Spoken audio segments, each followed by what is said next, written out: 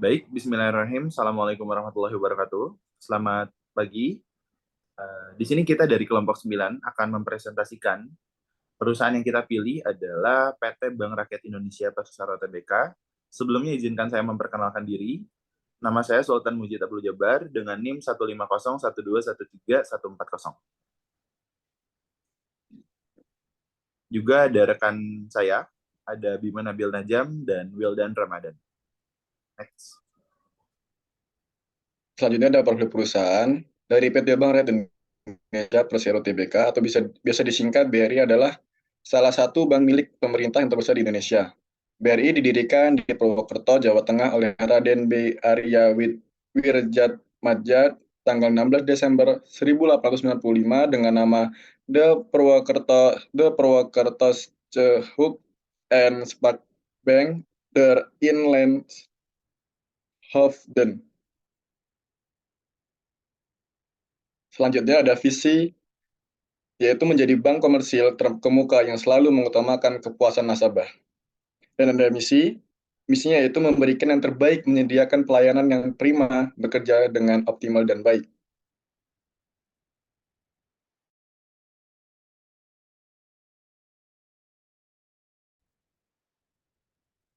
Next. Ya, di sini ada struktur organisasi dari Bank Rakyat Indonesia. Yang pertama dari UPS selaku pemegang saham, dan selanjutnya ada Dewan Komisaris, dan bisa dilihat ada Board of Management, ada Direktur Utama, dan diwakili dengan Wakil Direktur Utama. Berikut staf dan lain sebagainya.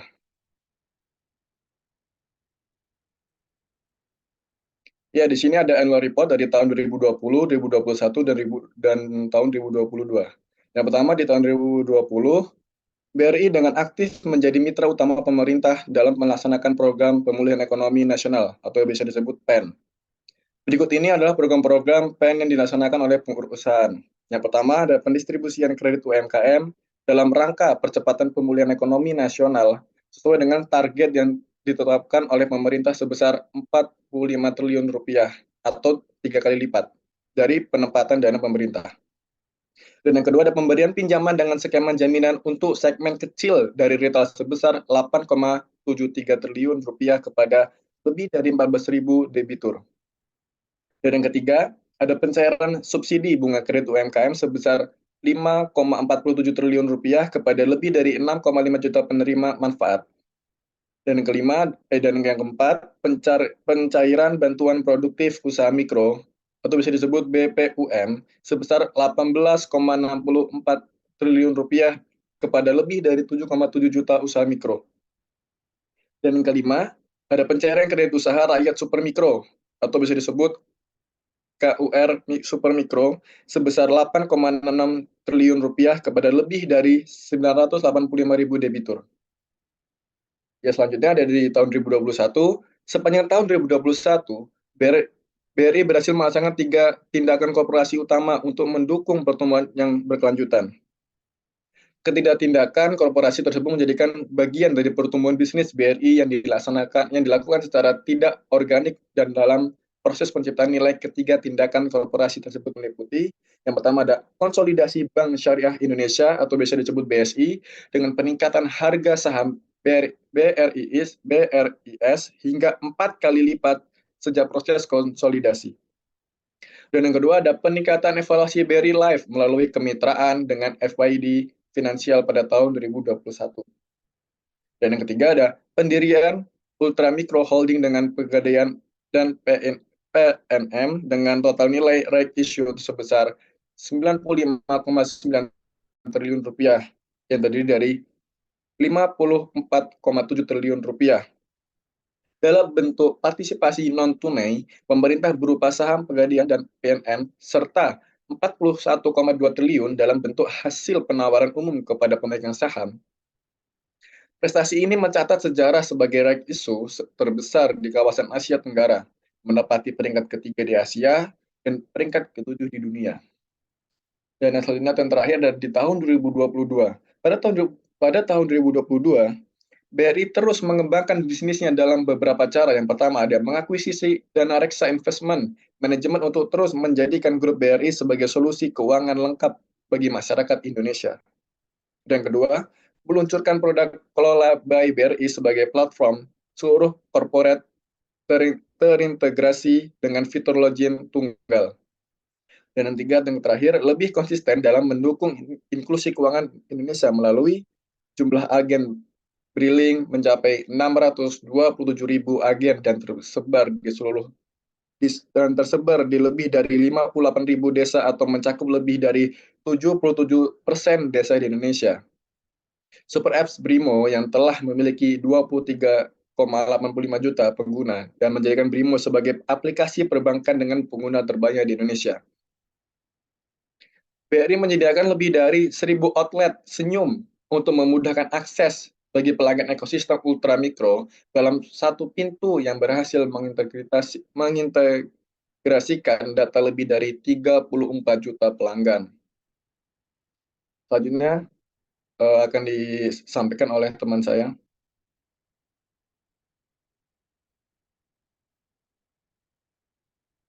Baik, di sini adalah ada ikhtisar data keuangan penting dari Bank BRI selama kurun waktu 5 tahun terakhir. Pertama kita lihat dari sisi aset terlebih dahulu. Dari tahun 2018 sampai 2022 ada peningkatan aset sebesar dari 1.296 triliun menjadi 1.865 triliun. Ini membuktikan bahwa dari segi aset Bank BRI cukup baik. Selanjutnya ada dari liabilitas dana syarikat temporer dan ekuitas. Dilihat dari liabilitas dan dana syarikat temporer, Bank BRI tercatat memiliki kenaikan yang cukup baik selama 5 tahun terakhir. Pada tahun 2022, total liabilitas dan dana syarikat adalah sebesar 1.562 triliun. Selanjutnya ekuitas. Nah, dapat dilihat di sini total ekuitas pada tahun 2022 adalah sebesar 1.865 triliun. Dan ini merupakan kenaikan yang tinggi selama 5 tahun terakhir, yaitu yang sebesar 1.296 triliun pada 2018. Nah, selanjutnya ada laporan laba rugi dan penghasilan komprehensif lain dari konsolidasian. Di sini pada tahun 2022 Bank BRI mencatat rekor laba tertinggi yaitu sebesar 51 triliun. Hal ini menunjukkan bahwa pada tahun-tahun sebelumnya di rata-ratanya hanya sebesar 30 triliun. Ini merupakan pencapaian yang cukup baik bagi Bank BRI di tahun 2022.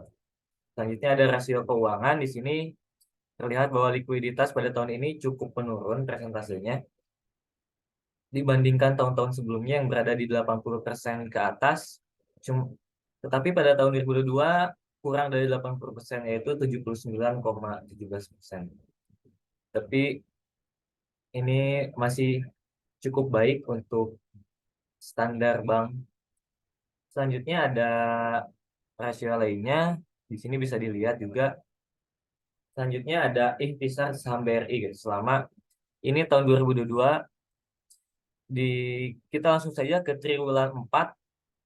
Harga pembukaan itu di angka 4.530, tertingginya 4.980, harga terendahnya di 4.270 dan penutupannya ada di harga 4.940. Dengan volume perdagangan itu sebesar 9 miliar, hampir menyentuh 10 miliar. Kalau bisa dilihat di tabel ini. Nah, ini ada pembukaan di tahun-tahun sebelumnya.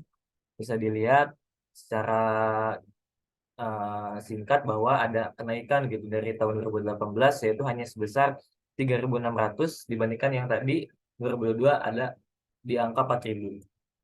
Nah, ini grafiknya yang diambil dari website TradingView dalam kurun 5 tahun terakhir gitu. Kemarin diambil tanggal 13 Juni 2023 ada di angka 5.550 di penutupan. Nah, selanjutnya ada struktur modal BRI dari tahun 2018 sampai dengan 2020. Bisa dilihat di sini ada kenaikan di setiap tahunnya.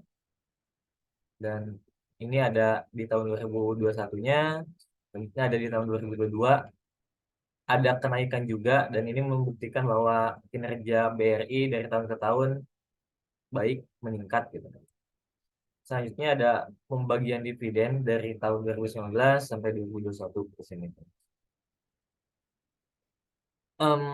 Total yang dividen kas per saham itu di harga 174 pada tahun 2021. Ini kenaikan yang cukup signifikan dari tahun 2020 yang pada itu ada terkendala COVID. Jadi cukup bagus itu untuk di tahun 2021-nya pembagian dividennya. Nah, selanjutnya ada penerapan manajemen risiko dari Bank BRI.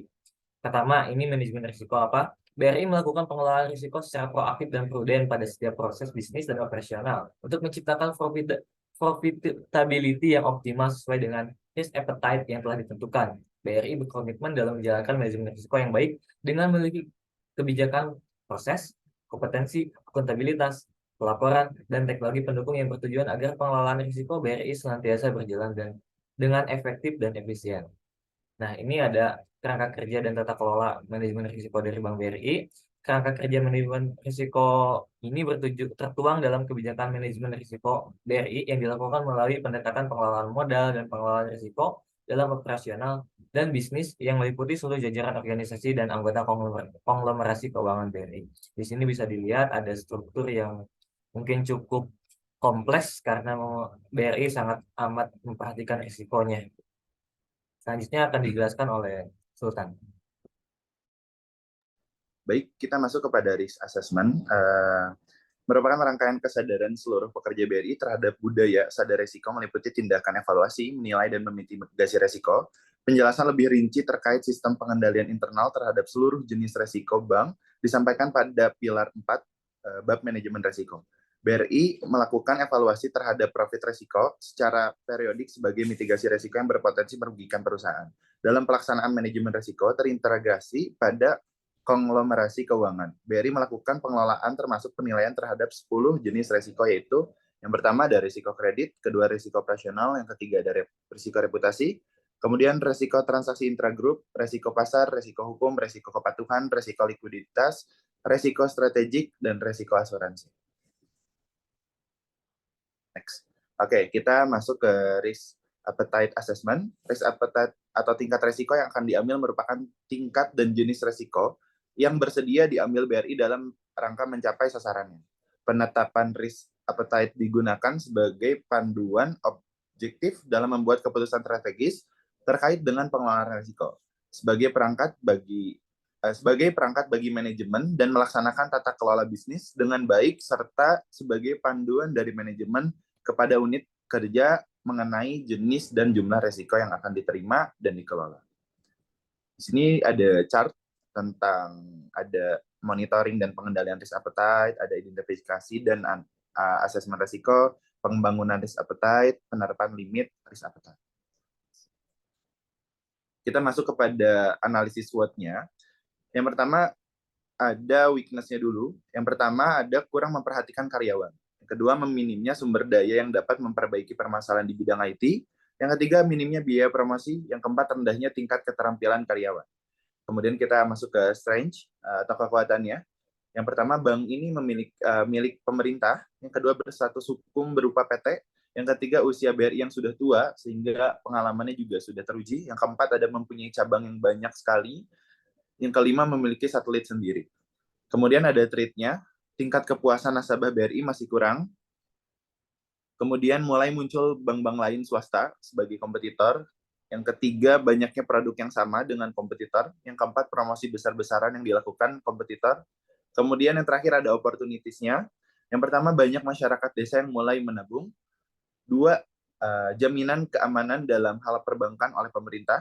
Yang ketiga, mulai berkembangnya teknologi terkini oleh perbankan yang lebih aman dan efisien. Dan yang terakhir adalah masyarakat bank mulai bank-minded gitu untuk pola pikir. Nah, kemudian kita masuk kepada kesimpulan. Kesimpulannya apa? Bank BRI memiliki manajemen risiko yang proaktif dan prudent. Mereka melakukan penilaian risiko terhadap berbagai jenis risiko, menetapkan pernyataan risk appetite, dan memperhatikan kebijakan, proses, kompetensi, akuntabilitas, pelaporan, dan teknologi pendukung. Bank BRI memiliki kekuatan seperti statusnya sebagai bank milik pemerintah, pengalaman panjang dalam industri perbankan, dan jaringan cabang yang luas. Namun, Mereka juga perlu memperhatikan kelemahan seperti kurangnya perhatian terhadap karyawan dan keterbatasan sumber daya dalam bidang IT. Bank BRI dapat memanfaatkan peluang seperti meningkatkan jumlah masyarakat yang menabung di desa-desa, jaminan keamanan dan dalam perbankan oleh pemerintah, dan perkembangan teknologi terkini. Namun, ada ancaman seperti tingkat kepuasan nasabah yang rendah, kehadiran bank-bank swasta baru, dan persaingan dari kompetitor. Dalam menjalankan manajemen risiko yang efektif, Bank BRI berupaya memanfaatkan peluang, mengatasi kelemahan internal, dan menghadapi ancaman yang muncul. Dan sarannya adalah, pertimbangkan opsi akuisisi Bank BRI berdasarkan fundamental yang kuat dan kinerja yang positif yang ditunjukkan oleh perusahaan. Namun, perhatian risiko terkait dengan merger atau konsolidasi, akuisisi mungkin menjadi opsi terbaik untuk memanfaatkan kekuatan dan potensi pertumbuhan Bank BRI yang sudah teruji. Ini ada daftar pustakanya, kita mengambil dari beberapa sumber. Ada Bank Rakyat Indonesia tahun 2020, BRI, Direktorat Pengembangan Karir, Indonesia Persero, tahunan, dan yang lain. Baik, terima kasih banyak atas perhatiannya. Mohon maaf bila ada kesalahan. Kita dari kelompok 9, pamit undur diri. Wassalamualaikum warahmatullahi wabarakatuh.